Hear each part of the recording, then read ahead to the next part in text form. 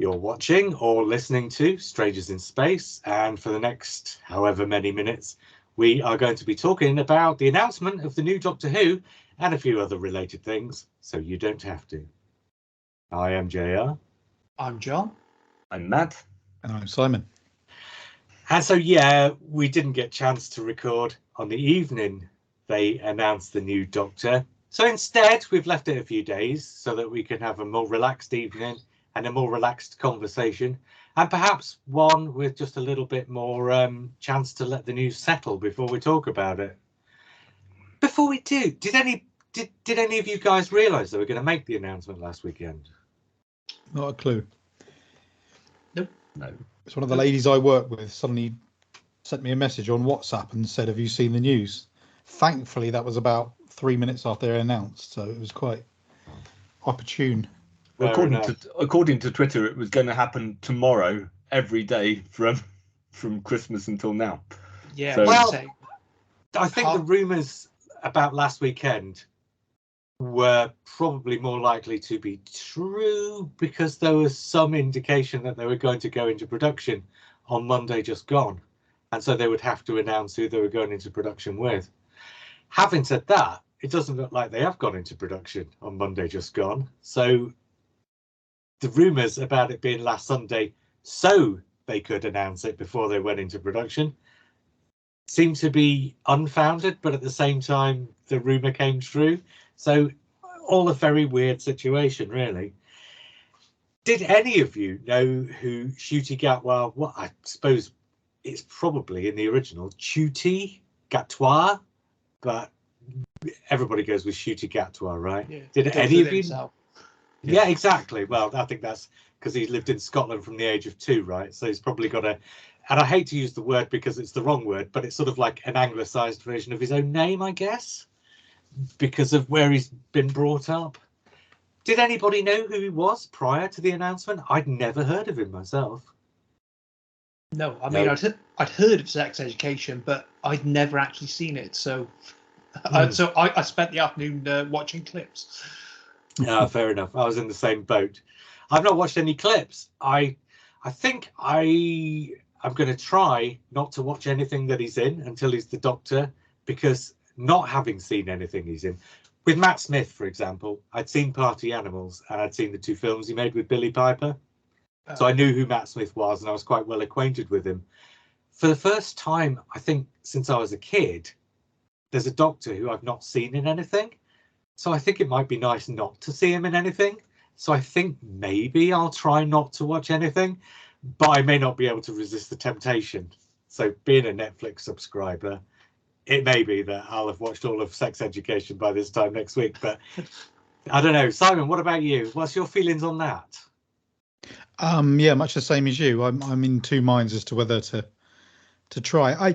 The thing is, I've watched interviews with him, and I think I've got a fairly good gauge of him as a person, and his energy, and that wholly seems very fun-loving, bit of a pure soul, I think, and has the right energy, that we hope for in a Doctor Who actor. So yeah, I'm really excited. We'll get more into that in a minute. Matt, what about, because obviously we're just going around the table on this, had you seen him in anything? Do you want to see him in anything? I haven't seen him in anything. I haven't watched Sex Education. I think on this occasion, because he's obviously been in more than one thing, but Sex Education is the one thing that you watch to see him in. Yeah. And because it is one thing, I think I'll probably avoid it, just because I think it would. I mean, it's not going to give you any clues as to. I mean, I might watch it because it's supposed to be really good, really funny, and it's got Gillian Anderson in. But I've watched half an episode, so I must have seen him in the half an episode, but I've no idea. I might have seen him in Midsummer Night's Dream as well, because I've been collecting those kind of Globe or National Theatre performances. I think it's a Globe performance he's in of Midsummer Night's Dream. But no, I'm perfectly happy with that. The contrast with Capaldi, you see him in everything and you think he could do Doctor Who like that or like that or like that. So you've no idea how he's going to play it rather than if he's going to play it. Whereas this is sort of more like you say, Matt Smithy, that you assume that the interview is pretty good indication of what he's going to be like. Yeah, there were 2 or 3 different interviews, some on the red carpet that went out. Right, I want to get something out of the way before we move on. I think this needs to be said. I certainly feel that I need to say this, but then we'll just move on from it, because once I've said it, it becomes almost irrelevant. I am bitterly, bitterly disappointed that it's not a woman. And, you know, the casting of Ncuti Gatwa notwithstanding, and he looks brilliant, and I think he'll probably make a really good Doctor Who.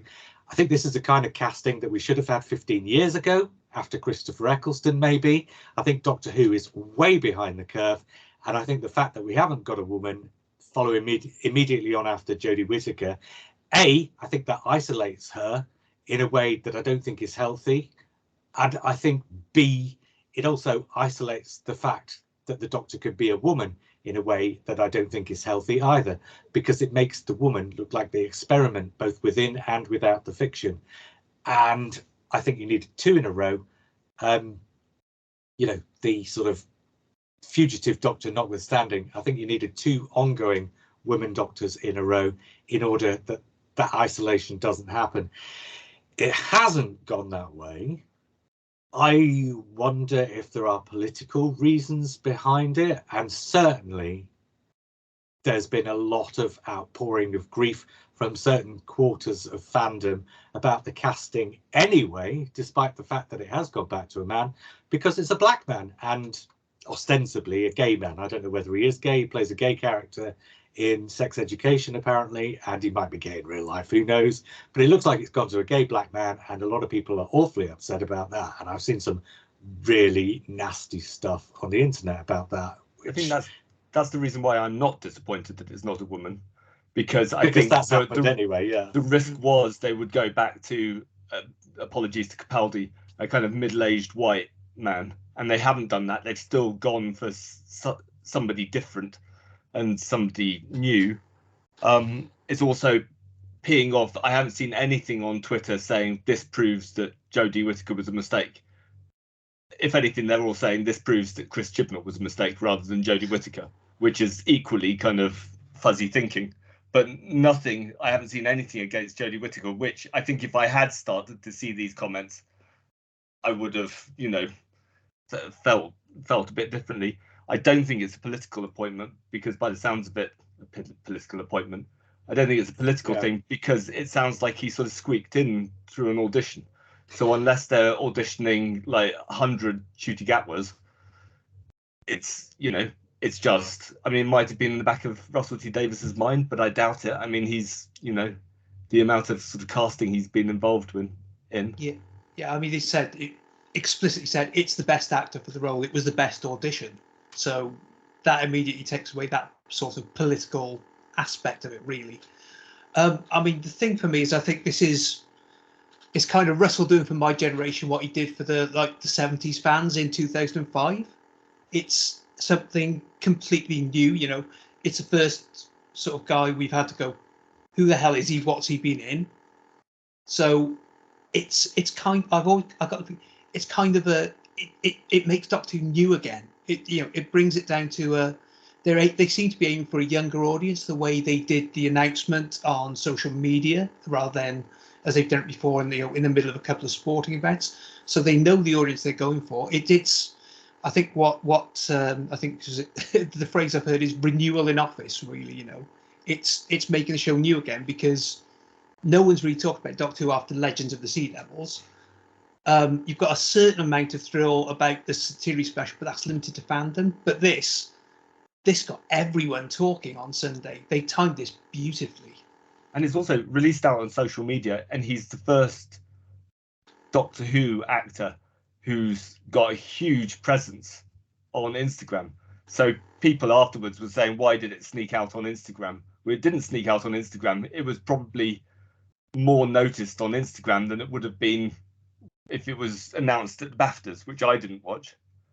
And I think that's another good, beyond anything, casting Ncuti Gatwa, his social media presence, and the fact that I'm assuming that then a lot of them are not Doctor Who fans, or not necessarily Doctor Who fans. They're all the right age of people. I don't follow Ncuti Gatwa on Instagram, and I'm not the sort of person, hopefully, that should be, drawn in by this news. I'm already in. It's the people who are, much younger than me, the people who are following Ncuti Gatwa on Instagram. They're the ones that are going to create a new foundation of viewers for the series. Yeah, and that's something in the order of 2.5 million people follow him on Instagram. Is that not right? And another 1.2 million on Twitter or Facebook, something like that. Yeah, so the ratings should shoot up to 3.5 million an episode. yeah. I kind of see your point. I do wonder if they made the announcement in a way that they perhaps, it felt to me like the announcement wasn't pre-prepared too much. There was the tweet that he made, which it felt to me had been something maybe that Russell T Davies had suggested to him, the 2 hearts and the blue box, right? Because it was a little obscure. I was out in the middle of the countryside when it happened, and somebody sent me a screenshot of it, and I had to look at it for 2 minutes before I could work out what it was, because I was doing other things at the time. Dogging. So it wasn't, well, in a way. Point being, I think without the Russell T Davies thing and without the subsequent announcement, I don't think it was immensely obvious, and it wouldn't have been immensely obvious to the people who follow him if they weren't already Doctor Who fans.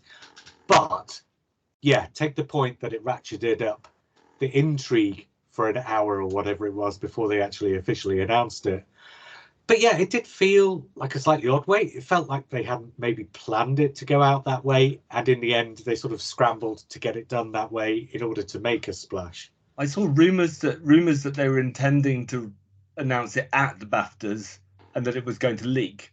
Yeah, but that kind of doesn't make sense to me, because you'd want to use the BAFTAs as the opportunity for journalists to ask you questions, and if you announce it at the BAFTAs, you probably wouldn't get that. You wouldn't get that kind of, because journalists, I doubt, would be spontaneous and they wouldn't necessarily want to ask those questions. So it's giving the journalists the opportunity to prepare the questions.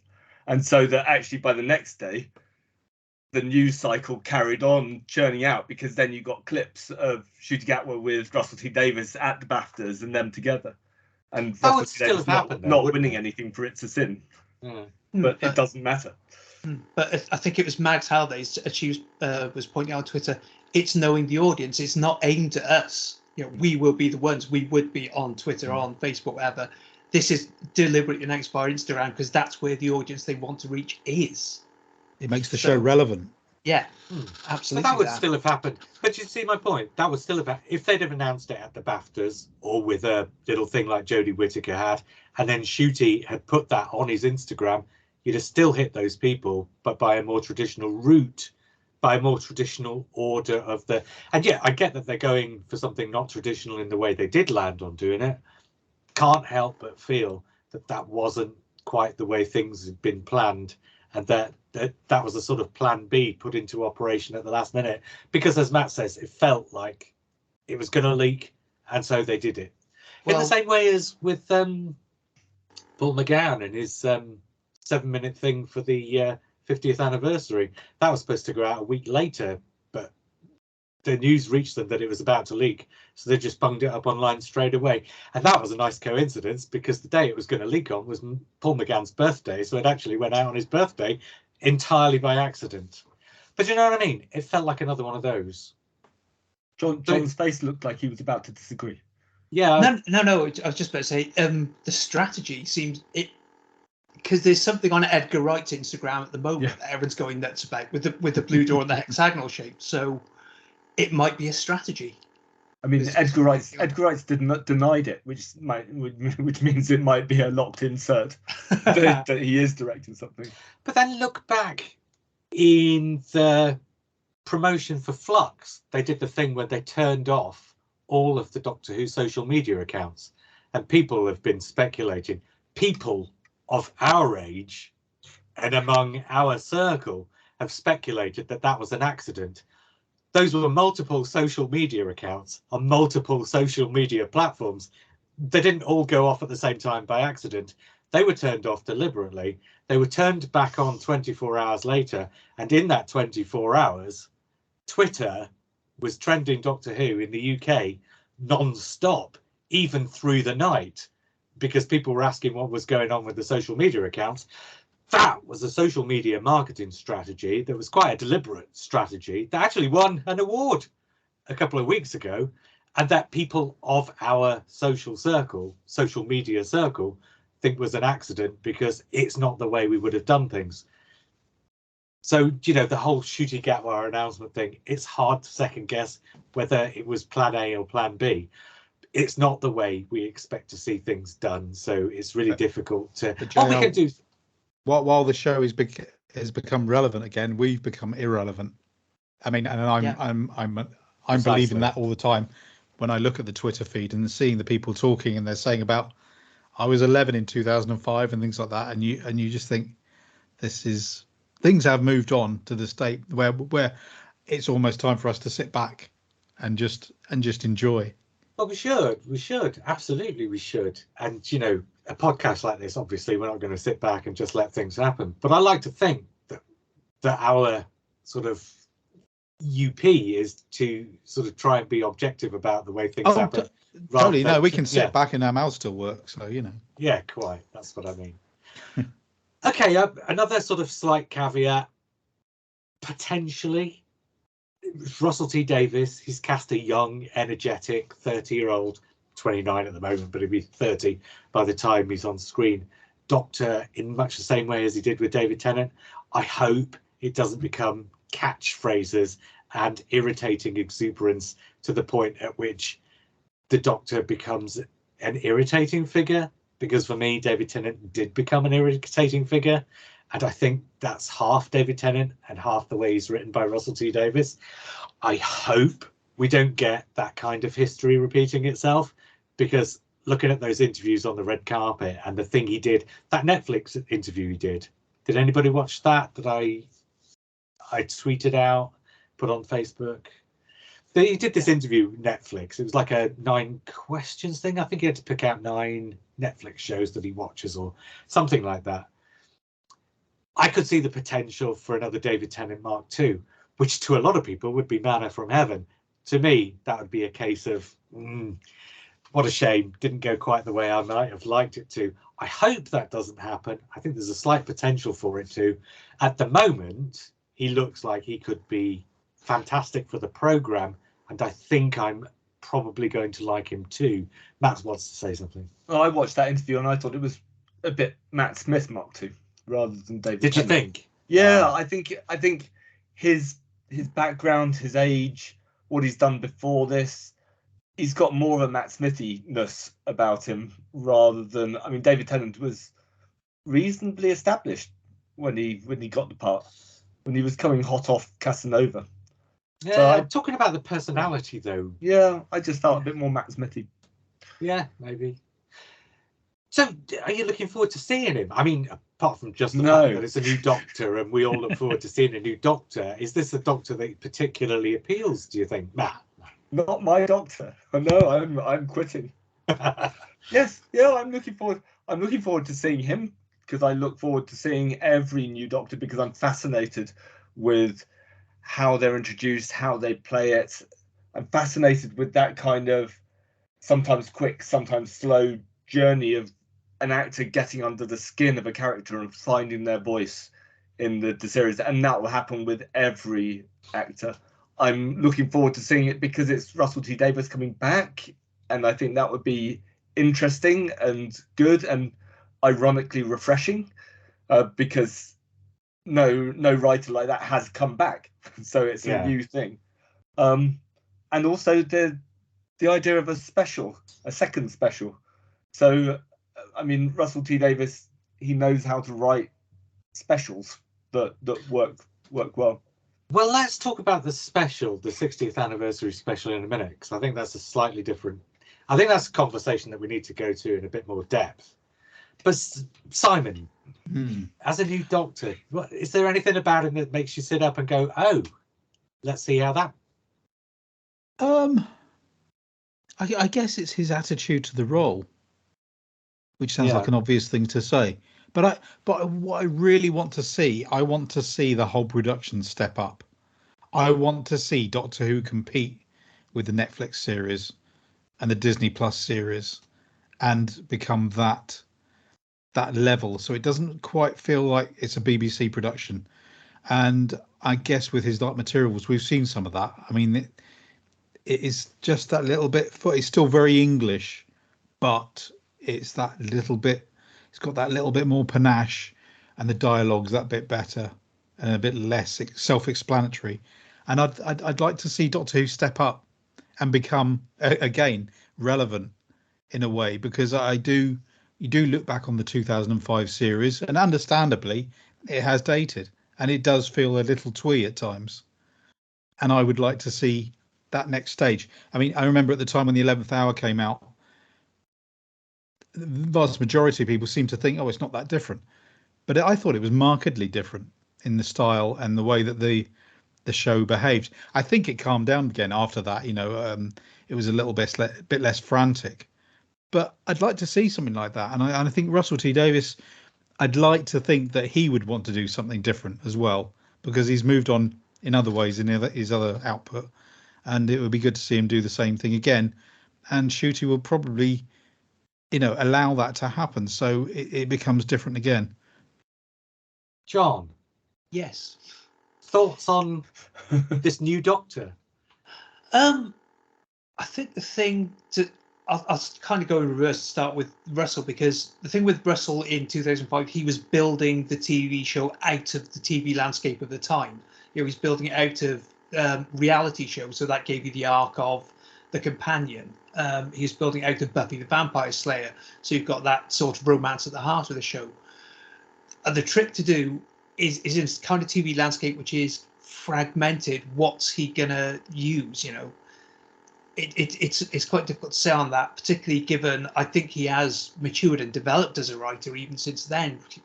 Something like It's a Sin is extraordinary work. Ncuti, I really did like his attitude in those interviews. It was what the Doctor's going to be playful because I'm playful, and there's a lightness of touch to it there. And the one thing I was noticing in Sex Education as well, and it's kind of important for Russell T Davies's dialogue, which is very fast, very witty. He can time a line beautifully. He has great comic timing. So he's got that thing that every Doctor needs, where there will be inevitably be weaker scripts, and he looks to me very much the kind of guy who can lift them. Yeah, John, what you were saying about Russell T Davies back in 2005, it was really interesting. Is there any way I can find out more about what you think about that? Well, I tell you can also find the 11th Hour. Yes, this Black Archive book. It's quite good. I understand. Yeah. A book about Rose. It's a great from series. All Good Old Best. Yes, there's a good one about demons, I hear. Oh, that's the old-fashioned middle-aged white guys. We'll talk about the special in a second. You've both, John and Simon, have brought things up that I wanted to have separate conversations about. And so I'm going to dig into one of those a bit now. And I'm going to do what I've done a couple of times in the past and make a silly prediction that might turn out to be true. And I don't think I've made this on the air, but maybe I have. And here's the context for the prediction. When Doctor Who came back, Saturday nights weren't a thing. And Russell T Davies brought Doctor Who back with the notion of helping make Saturday nights a thing. And Strictly Come Dancing turned up at roughly the same time and helped to establish the Saturday night format.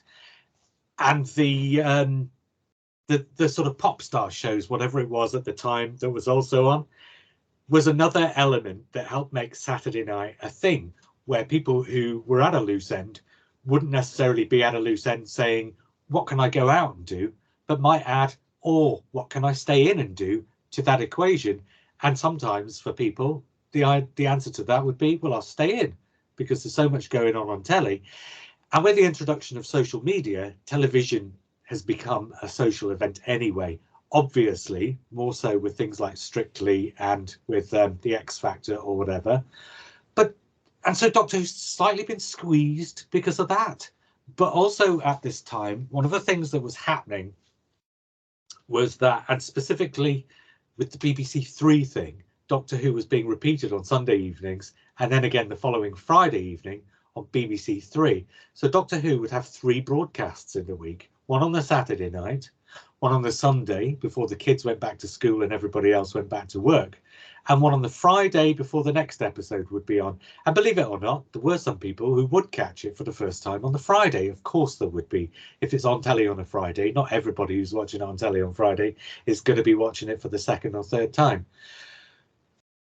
My point being, just before streaming and downloading and all of this stuff, smart TVs started to become ubiquitous. Doctor Who was already being positioned as something that you could enjoy, not necessarily entirely at a time of your liking, but it was broadcast in 3 slots that made it easier for you to watch it in one of those live slots rather than record and watch later if you wanted to, because those 3 slots were specifically chosen as being 3 times during the course of the week when people would be on the lookout for things like that. Then streaming happened and Doctor Who's viewing figures nosedived. We're going to talk about BBC America in a minute, but BBC America, the viewing figures have gone down from something in the order of 1 million an episode to less than a quarter of that. Now, the audience on BBC One is still just above half of where it was at its absolute peak in 2009. 2009, the average viewing figure was 7.55 million. I've not got them in front of me. The average viewing figure for Flux was just above 4 million. So it's still above half of what it was. But viewing figures are crashing so much. For it to be down to half of what it was at its absolute peak is not going to be too far away unless something happens to change that. Here comes the bit where I make the prediction. 5 years ago, 6 years ago, I said when Chris Chibnall takes over, I think Doctor Who will move to Sundays, because the temperature I was taking of broadcast world at the time was that Doctor Who was going to get catch-up viewers regardless. It was going to have the we's, us lot, the fans, regardless. What Doctor Who was looking for at the time, 5 years ago, was to try and catch a casual audience who wouldn't necessarily seek it out. In the 5 years that have happened since then, viewing figures have crashed even further to such a degree. I don't think Doctor Who's looking for casual viewers anymore, because I think the casual viewership is at an absolute minimum now. Doctor Who's actual live viewing figures during the course of Flux dropped almost to like 1 million viewers per episode. A lot of the overnights were actually people catching up later in the evening. Taking the temperature of the way things stand now, my prediction is that Russell T Davies doesn't just move back to Saturday nights. I think he moves to Friday nights, because if you publish Doctor Who on a Friday evening, you give children and grown-ups 2 whole days to catch up on it before they go back to school or work on the Monday. And it's a proven fact that the vast majority of a catch-up audience will happen A, within 24 hours, and B, on the weekend, because on the weekend people are freer to watch the things they want to than they are at any other time of the week. So I think Friday evening's publication, in other words, broadcast at 7 o'clock on a Friday evening, and then people have got the whole weekend to watch it. You seem desperate to say something, John. No, I like the logic on that. I think BBC America, the reason it's crashed there really is, I believe, we'll come to BBC America in a minute. It's a separate conversation. But yeah. Absolutely, yeah.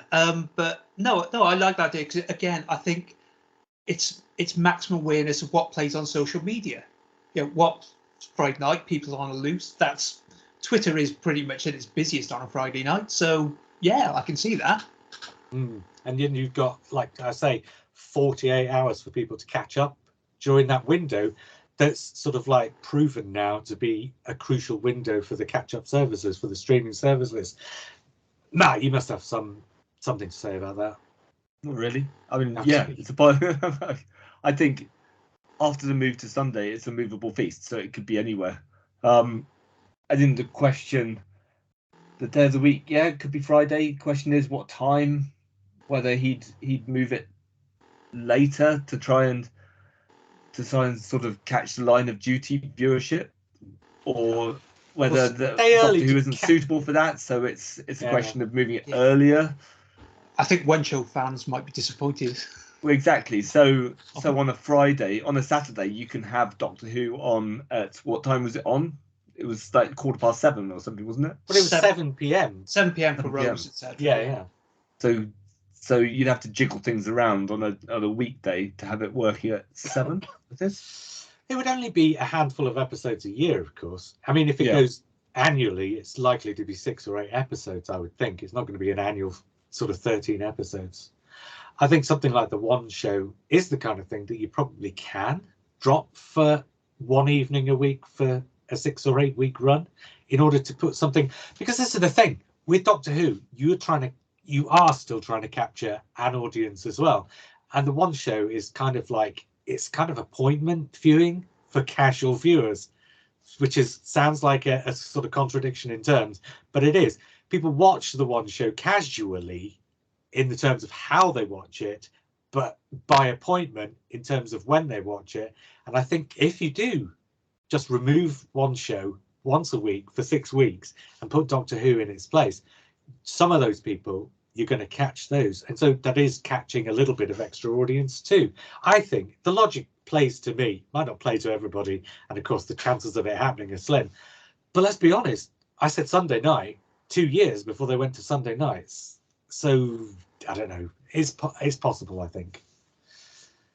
Shall we move on and talk about the BBC America thing then? So, okay, this is a sort of a separate conversation. This is about streaming, though, still, so it's all related. And of course, this is about the animations.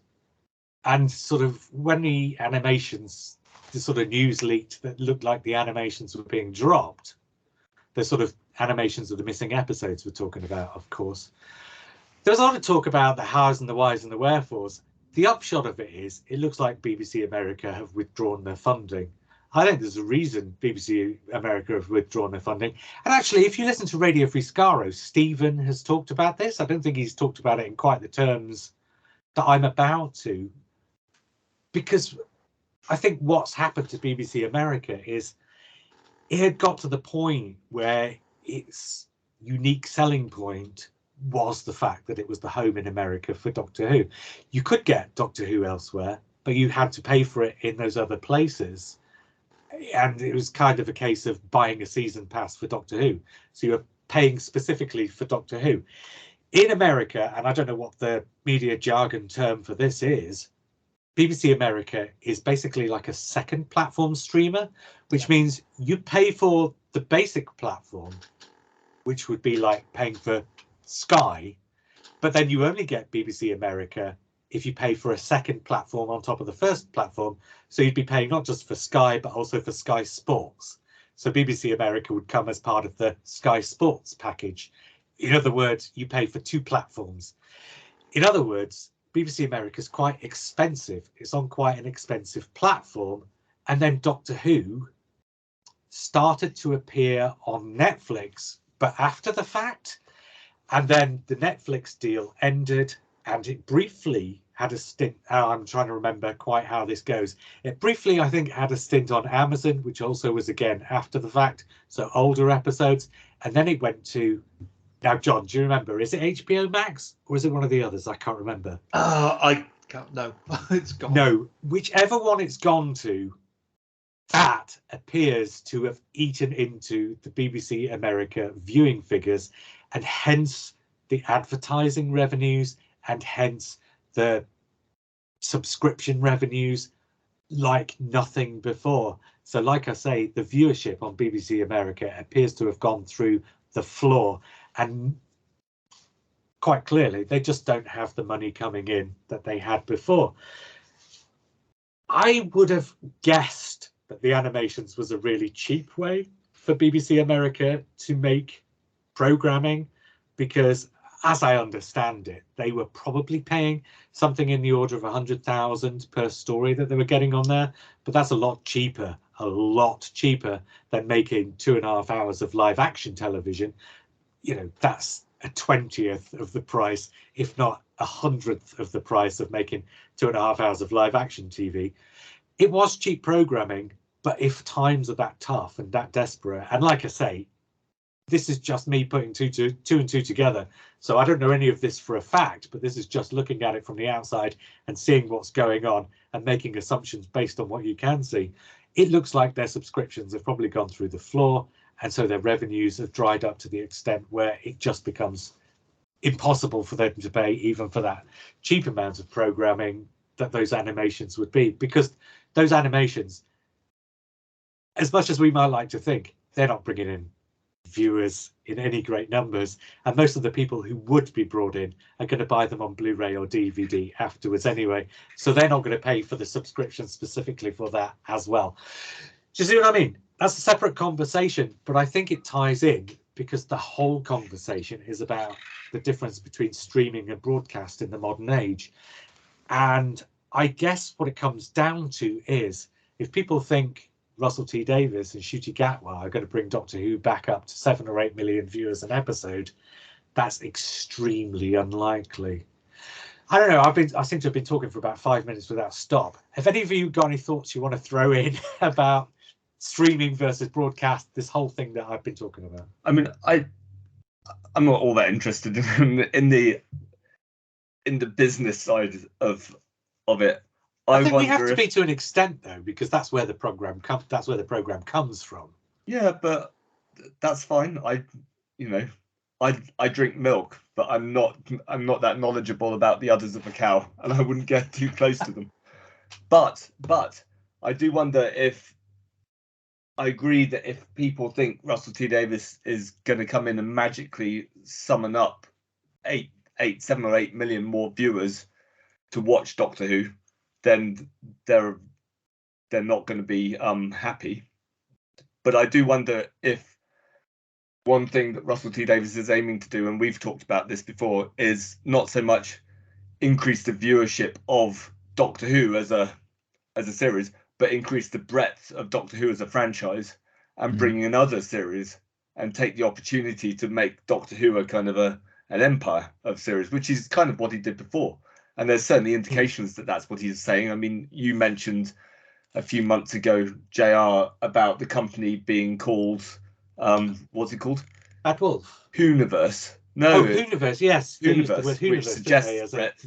And Stephen Moffat has already said in an interview in the last couple of days that is what Russell T Davies is going to do, is increase the breadth of Doctor Who rather than the height, if that makes sense. Yeah. And I think that's interesting. That's, viewerships are kind of one thing or another, but as soon as you're producing 4 or 5 television series, then you're getting, viewers here, viewers there, and it all adds up.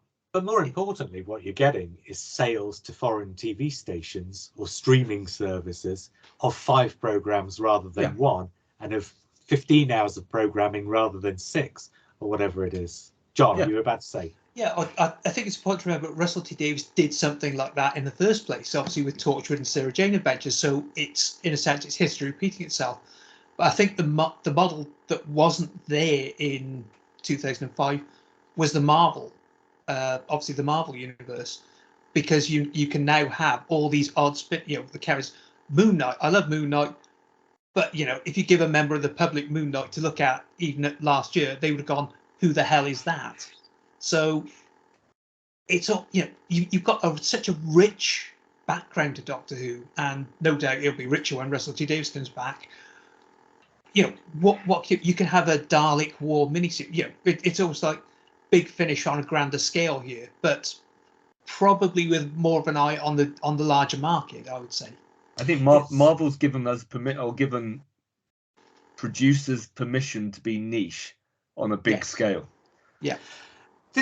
Because it comes back to, can you draw in enough people to pay for a streaming service? And as we know, Disney has way more now than 500 million subscribers globally.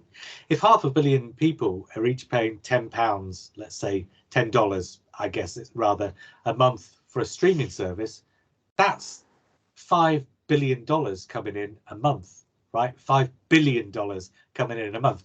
And while obviously not all of that goes into budgets, that's a lot of money that is going into budgets.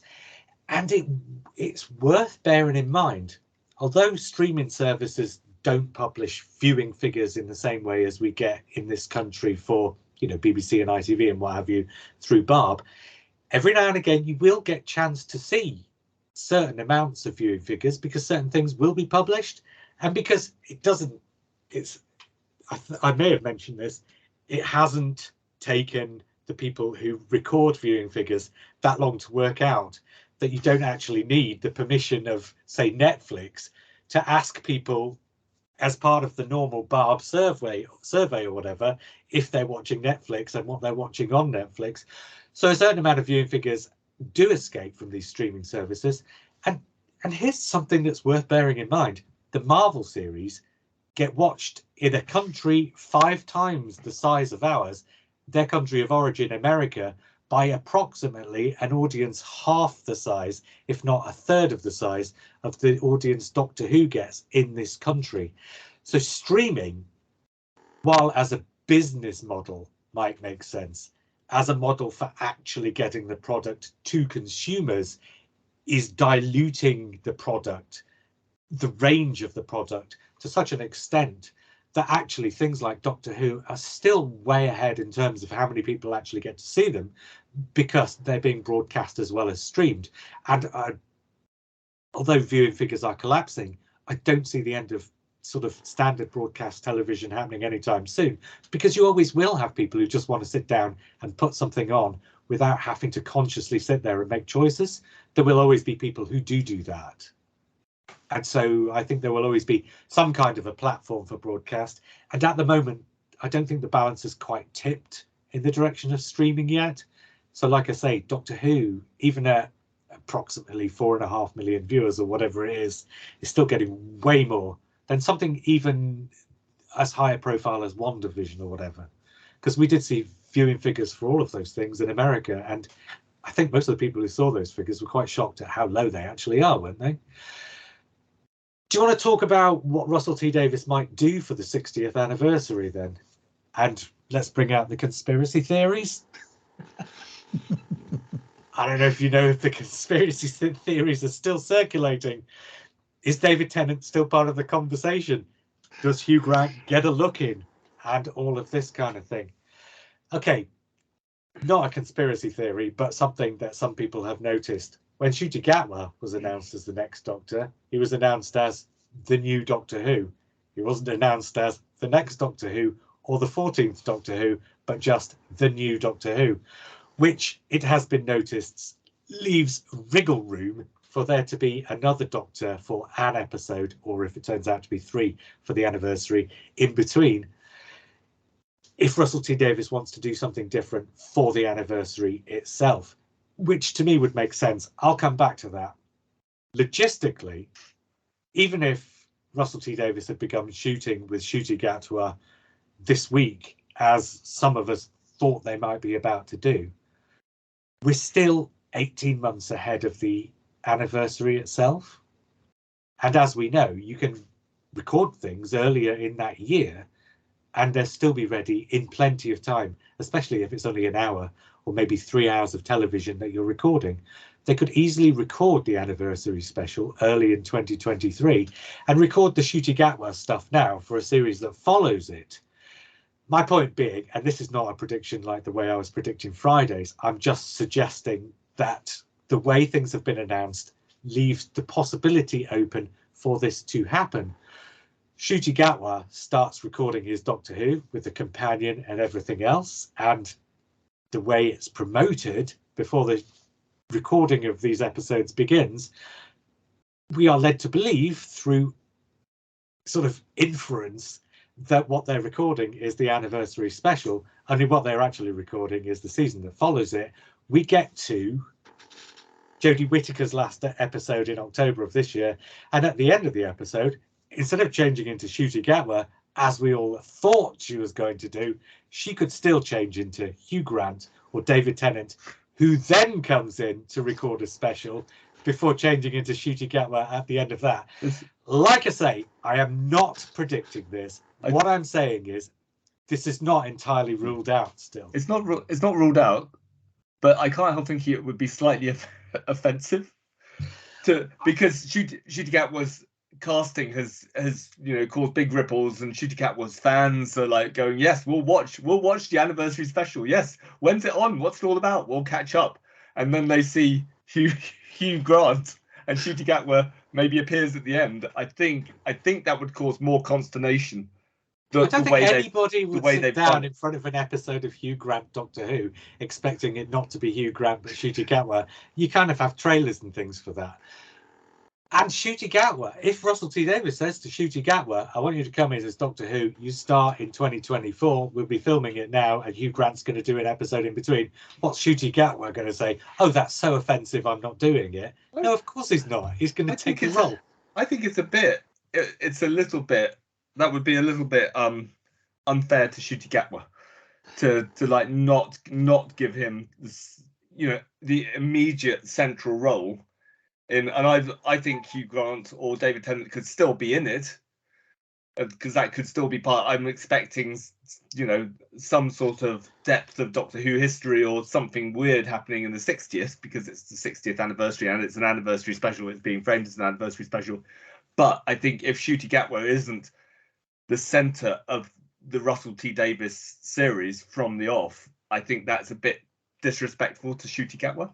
I don't think respect comes into it. These are television professionals getting paid to do a job. I'm going to give you the logic now. I mean, for what it's worth, okay, here's the logic. It's an anniversary special. The episode prior to the anniversary special is a BBC Centenary special, and as we already know, it's a BBC Centenary special, so they are rooting through the series past for the Centenary special. For Russell T Davies, a writer of the caliber of Russell T Davies, to come in on a wave of hype and to repeat exactly what's happened in the very previous episode, that is not going to happen. So I cannot see Russell T Davies doing a standard thing in the anniversary special. And I also cannot see Russell T Davies using it just as a bog standard Introduce Your Doctor episode, when he can do that in the episode that follows it and get twice the publicity. So I think Russell T Davies has to do something radically different in the anniversary special itself, but it has to be something that points backwards as well as pointing forwards. So I think Russell T Davies... I'm not sure Russell T Davies will point backwards. I'm absolutely with you on the logic of the BBC Centenary special would be doing exactly the same as the 60th anniversary special. But, with Day of the Doctor, which is the only anniversary special we've had since it's come back, Stephen Moffat made the point it is just as important to look forward with one of those as it is to look back, to have a future. But you've got David Tennant and you've got a lineup of doctors at the end, and then you've got a cameo from Tom Baker. I think this might be the thing they use to expand the universe in the fictionality of it, because I would see if they're going to get someone like David Tennant back, you bring him back as a mini series almost now. Why not? You could do. Although I think Matt will say we're expecting that for Paul McGann, right? I'd like that for Paul McGann. He could put it on. Yeah, he could use the 60th anniversary special as an introduction to 3 different teams of people who go off and have series of their own afterwards. Who knows? And I'm not saying I'm predicting David Tennant as the lead in that or Hugh Grant as the lead in that. What I'm saying is all these rumours about like David Tennant and Hugh Grant, plus the fact that the Centenary special is basically going to be this era's Day of the Doctor, and so the one that follows it has to do something different. What are the dates we're talking about? So the 60th anniversary is November 2023. Yep. And the Centenary is October 2022. So if Ncuti Gatwa potentially isn't in the November 2023 episode, he'll be in 2024, starting 2024. Well, we don't know when it's going to happen, but presumably early 2024, yeah. So, but Russell T Davies has already said that Ncuti Gatwa is going to be appearing as a Doctor in 2023. So unless in the last 2 minutes of the special. In the last 2 minutes of the but I don't know. This is Russell T Davies. This is Russell T Davies, who swore blind he was never going to bring the Master back because he's such a boring I'm not saying that Russell T Davies is incapable of lying. I'm saying that bigging up a series with this actor at the heart of it and then not having the actor at the heart of it is disrespectful to the actor. There's something off about that. There's something wrong about that, particularly this actor, particularly if you're effectively replacing him as the star of the show with maybe a middle-aged white guy. I think that's... Well, I think you're focusing too much on the David Tennant aspect. About that. I think you're focusing too much on the David Tennant aspect and not enough on the doing something different aspect. Then I was thinking more. Well, what if it's Lydia West? Well, possibly, but I still think there's the disrespect of this actor who's been cast. There's still, whether he feels it or not, whether it's a conscious thing, I still think it is. Like, you've had this big announcement. I think he's going to be front and center from the first Russell T Davies, and then I think Russell T Davies will branch out afterwards, potentially. The thing is, we haven't had it confirmed there will be a 60th anniversary special either. It's just an assumption on everyone's part at the moment. He has said, Russell T Davies has said in black and white, there's going to be an episode on the 60th anniversary. But that might be the first episode of the new series. Yeah, he's described it as, or he has said, or the BBC have said special as well. They've used the word special. It's not been said there will be a 60th anniversary special on the 23rd of November, hence speculation about it being some kind of 3-part story, which is one of the rumours that's been around. But there's going to be something on the 60th anniversary. That much is certain.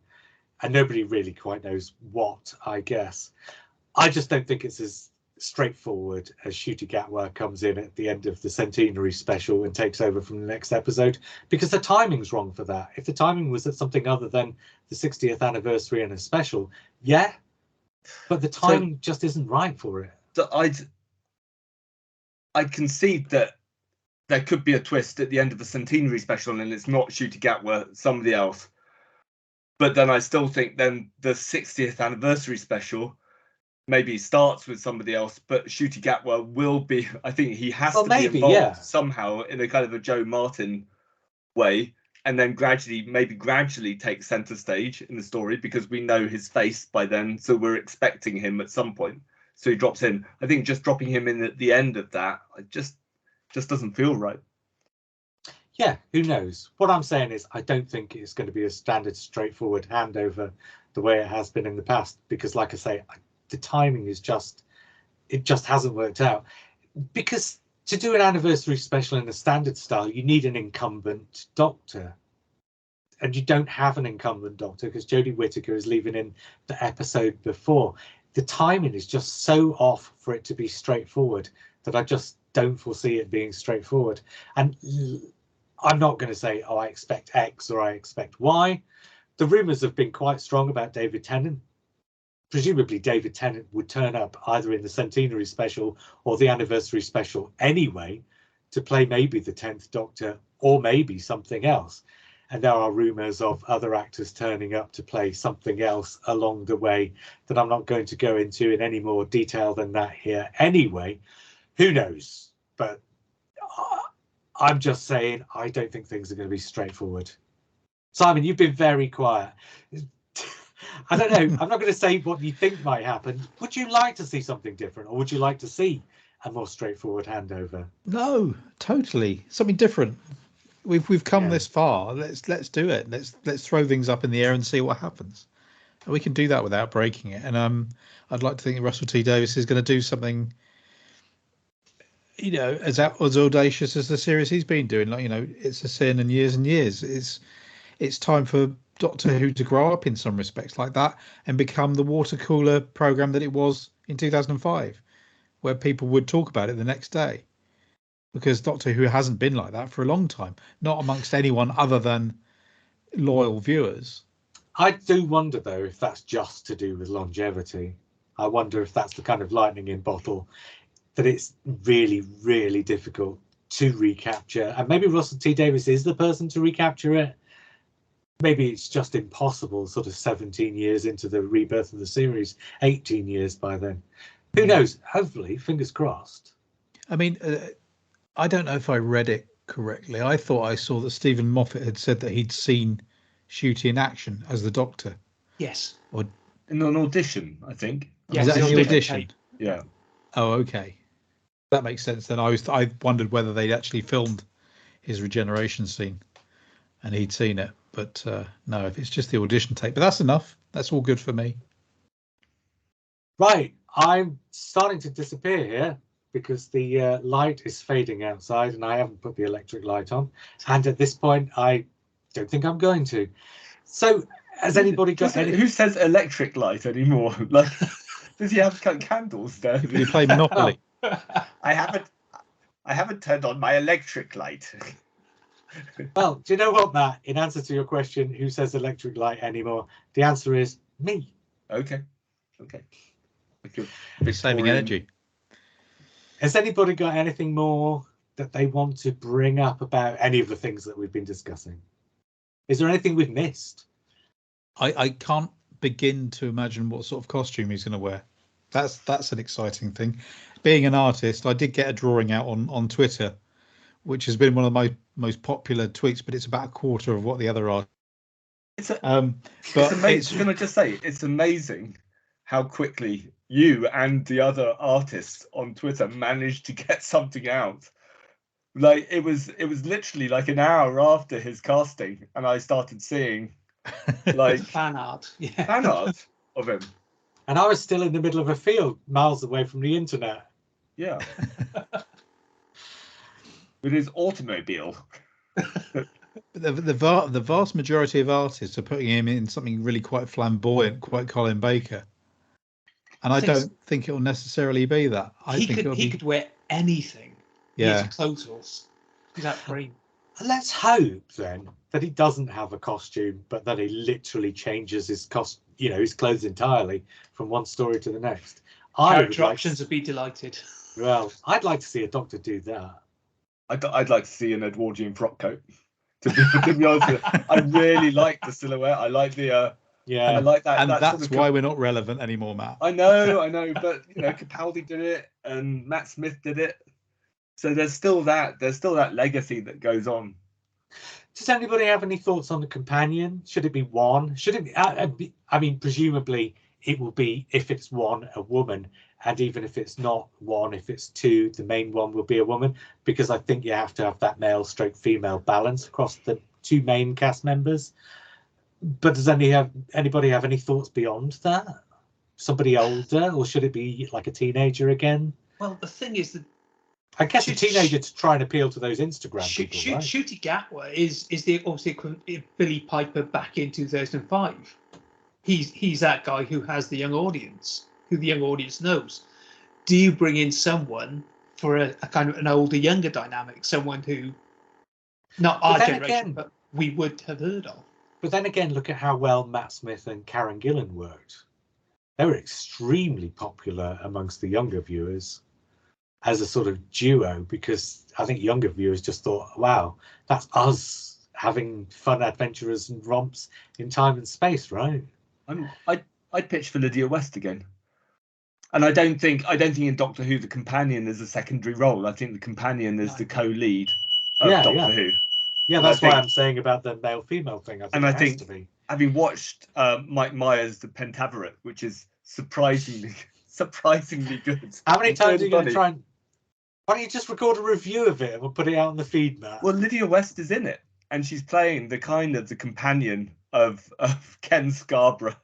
Ken Scarborough, a Canadian newsreader played by Mike Myers. And she's really good in The Pentaveret. And that's the sort of the level of role that she's in. Ooh, it's nice that you mentioned comedy, though, because that's one thing I am hoping we get a larger proportion of in the new series, because I think it's been lacking. Yes, absolutely. Particularly with the way that the dialogue was under Russell, under Steve, and Chris Chibnall's dialogue doesn't lend itself to funniness. See, I think there's been just as much humour in the dialogue, but I think the production's been in such a way that it's ironed it out. Because I think if you look at the script, there's quite a lot of jokes in there, but they go flat somewhere between the actor's mouth and the camera. But that's a conversation for another time. Absolutely. I tell you what, I watched Steven Spielberg's 1941 yesterday. So We'll talk about that in 2 days' time. we will. But you know, in comparison, Chris Chibnall is flipping hilarious. Yes. Billy Wilder. So, John, there's your homework. Watch 1941. I'll have to find a copy of it somewhere. Right, I'm going to wrap it up then. That was us on Ncuti Gatwa, and what may or may not happen across the next couple of years of Doctor Who. It's going to be a long wait for us to find out for sure, right?